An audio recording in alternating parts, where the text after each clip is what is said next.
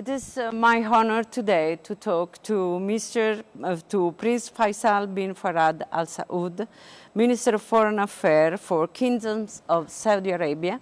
Welcome to MED Dialogue, Minister.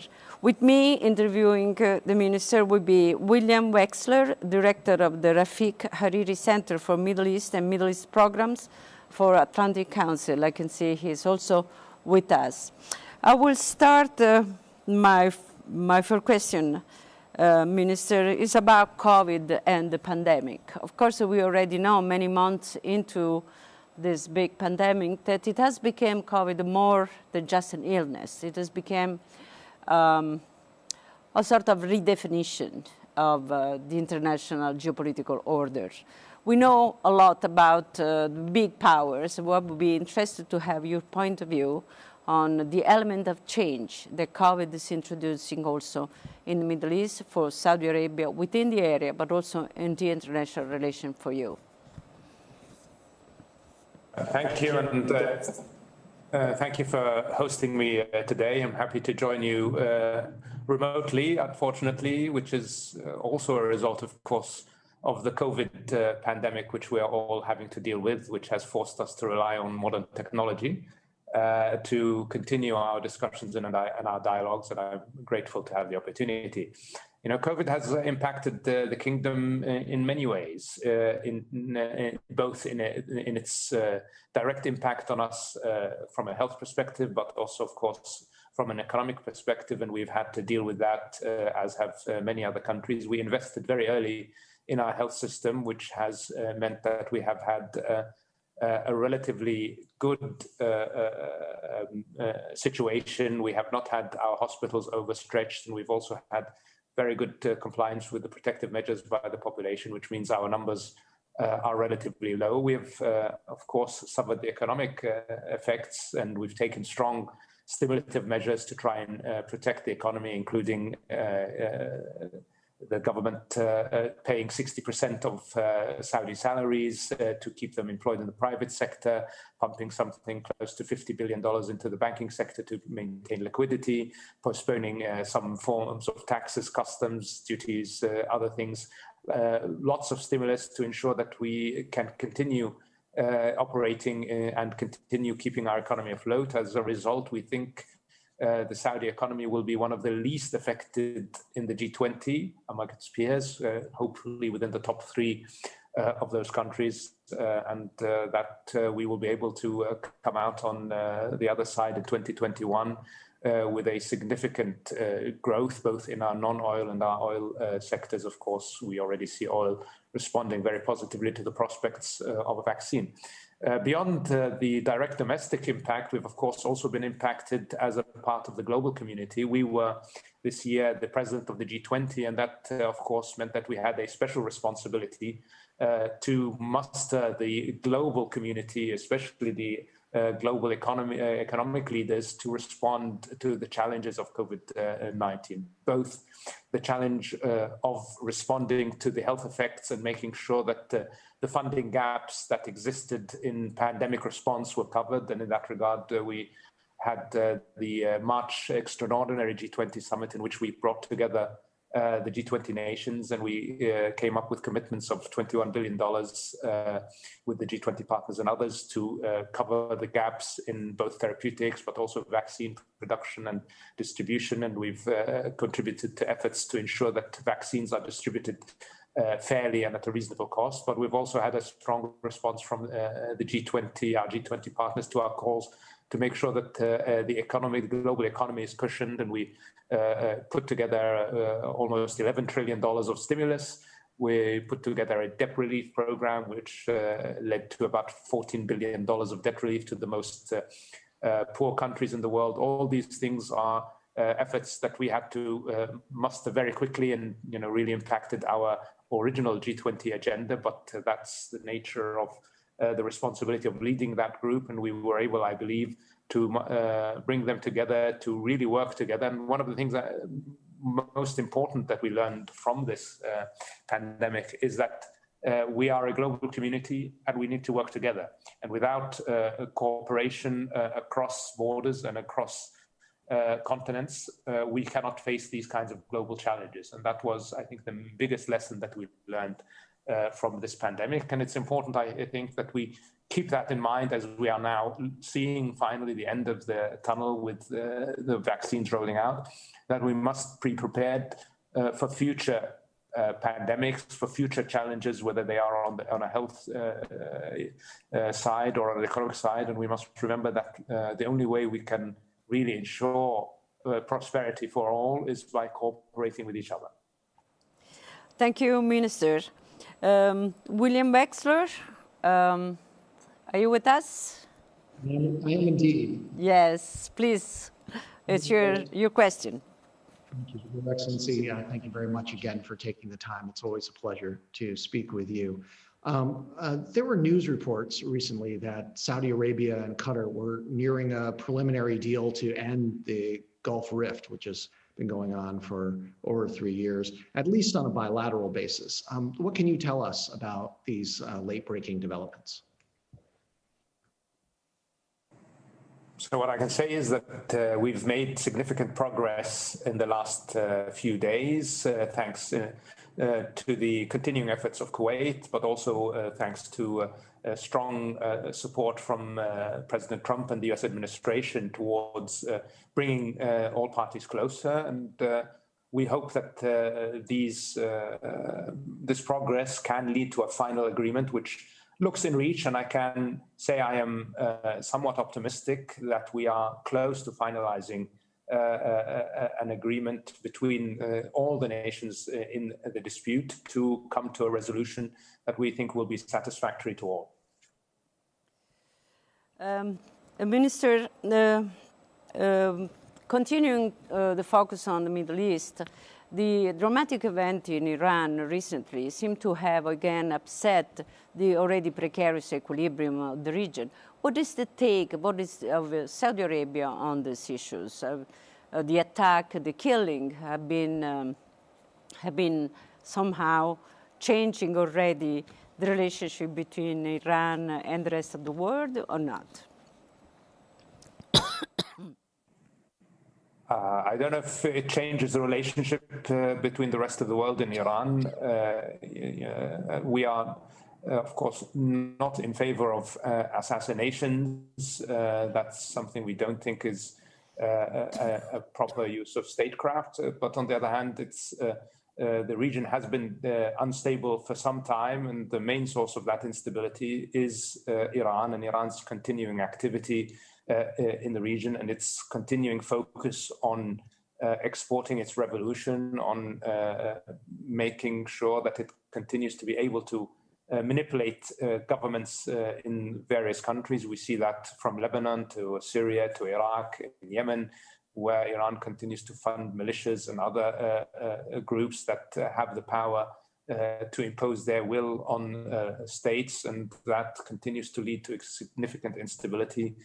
We see in Iraq militias aligned with Iran continuing to use violence to try and further their political agendas, including, of course, attacking international diplomatic missions. And we also see Iran having a hand in terrorist plots throughout Europe and other places. So I think the latest event is not really something that we can see as adding instability. The instability is already here. And the main cause of that instability is Iran's activity and its insistence on using force and violence to further its interests. Let me just have a follow-up, a very short question. You think that Joe Biden, the new president, administration will be able somehow to restart on a new basis on Iran after the breakup between the two nations by the Trump administration? We are in favor of dialogue with Iran. We are in favor of dialogue between the United States and Iran. We have always been in favor of that. My understanding is that the Trump administration was open to dialogue with Iran, and it was Iran that closed the door to that dialogue.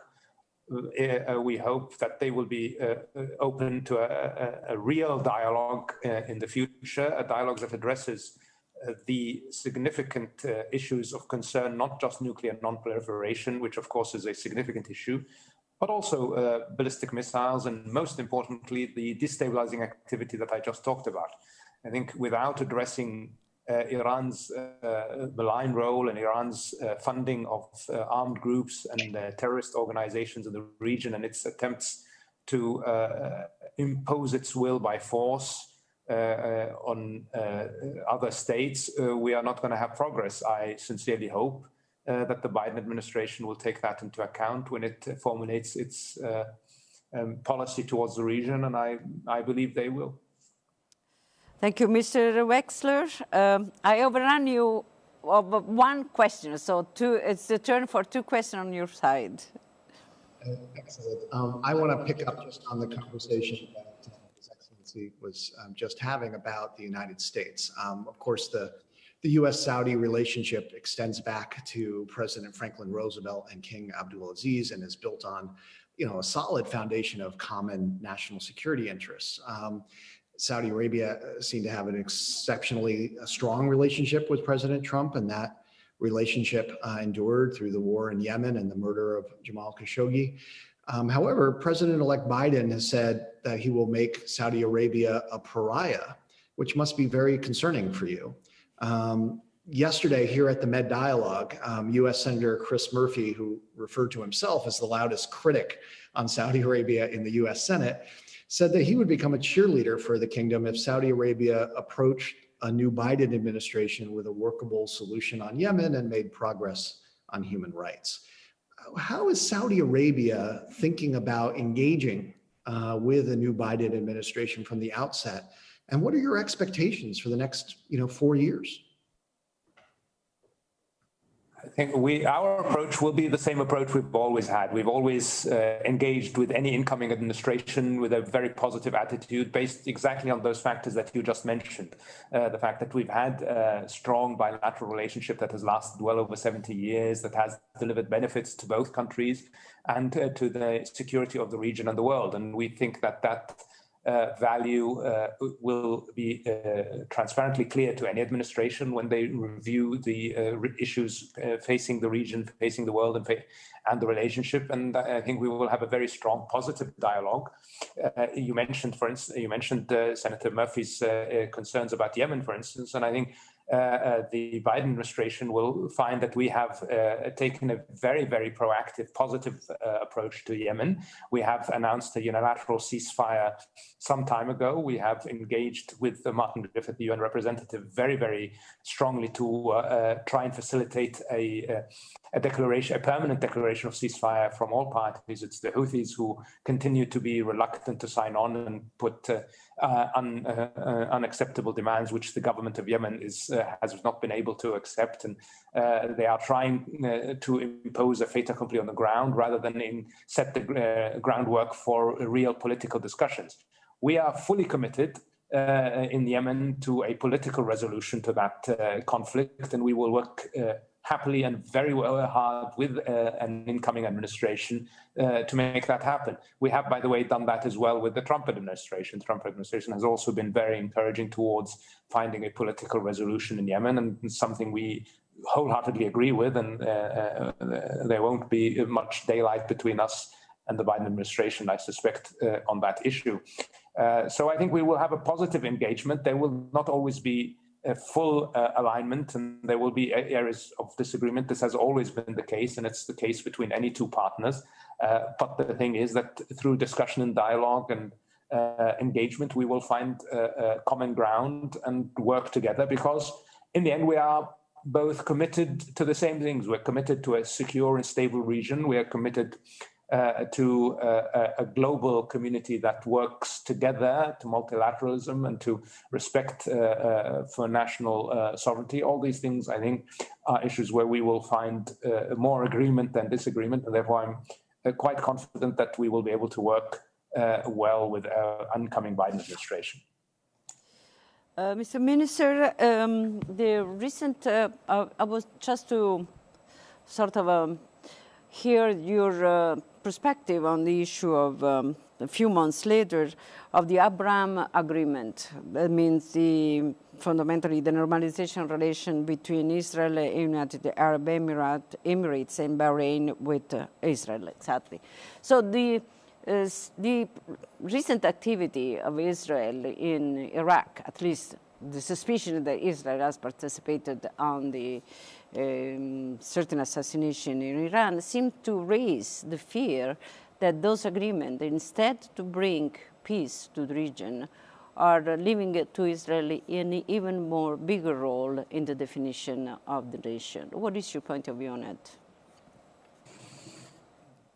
I don't see the connection between those accords and what Israel may or may not be doing. I think Israel has a certain view about Iran's danger in the region, and they behave accordingly. I suspect that they would do so regardless of any agreements they reach with anybody in the region, and therefore I don't tie them together. I see them more as important steps towards a potential peaceful region, in the sense that they did help, for instance, take annexation off the table, and they set, I think, the groundwork for a potential engagement.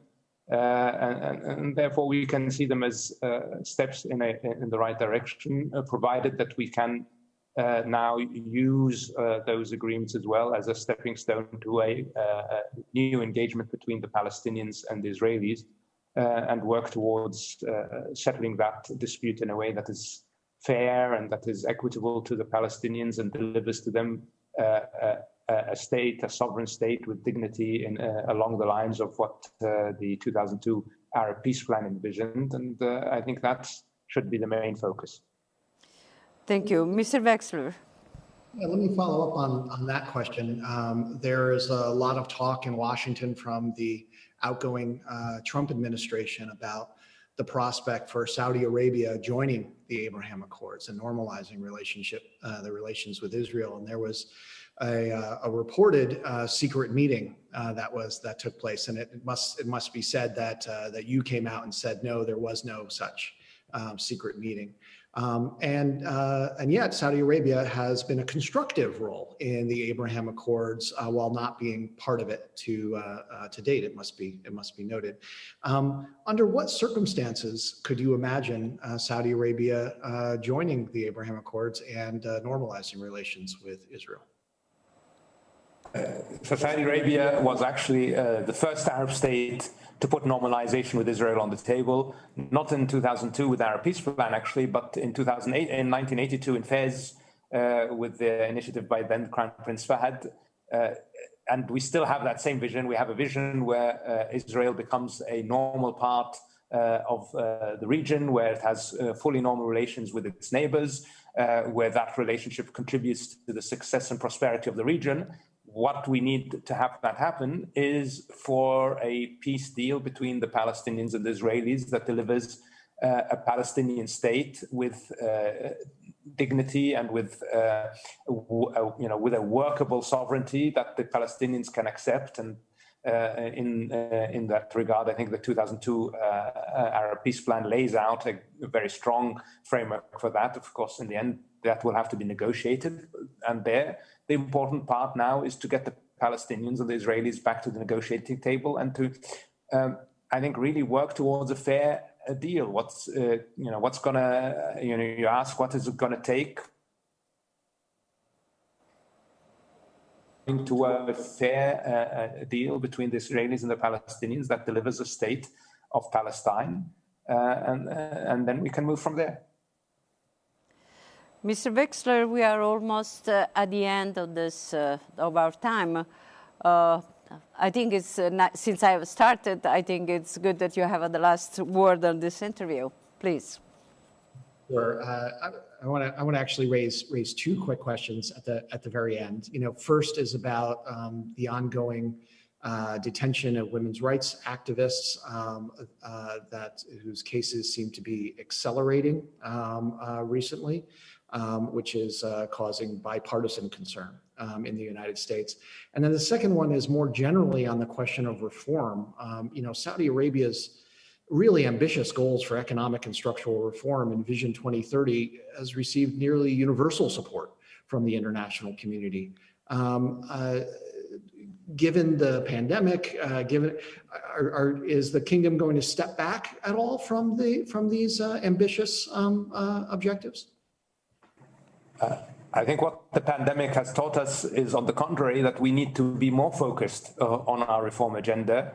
Of course, primarily the economic reform agenda, because that delivers to us the diversity in our economy that can help us sustain and survive shocks like the COVID shock, but also, of course, all the other reforms that have contributed to a vibrant society, a much more vibrant society, much more engagement by all sectors. Obviously, youth and women are a key focus of Vision 2030 and their empowerment and giving them access not just to the labor markets, which we have seen great success in women's participation in the private sector labor market has increased by something like 300% over the last 5 years, and other very, very significant developments. Some of the things that I think if you come to the kingdom, you can immediately recognize if you've been somebody that has visited over time.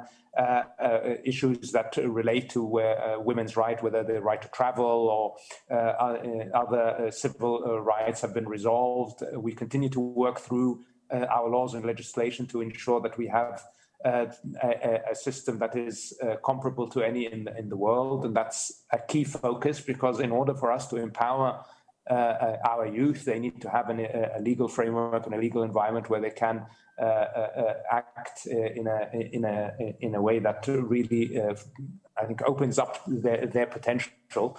So that reform program remains on track.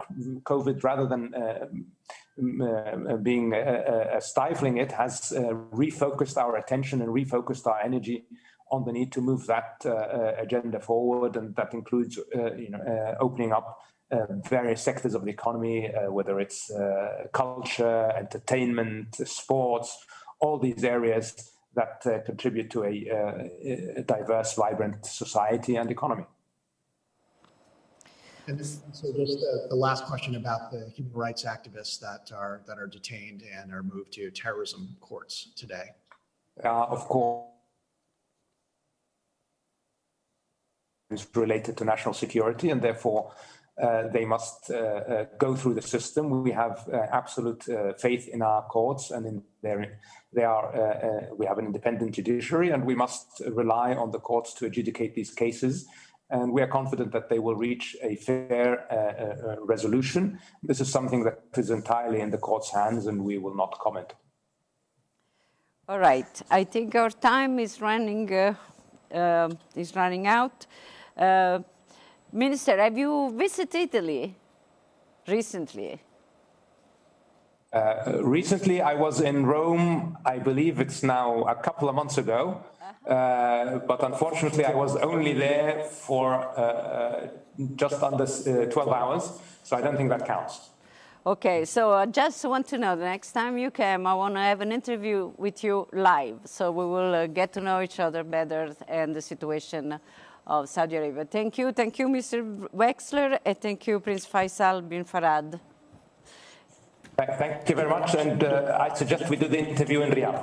In Riyadh, okay? You said that's a good idea. You have an open invitation. All right. Thank you very much. Thank you.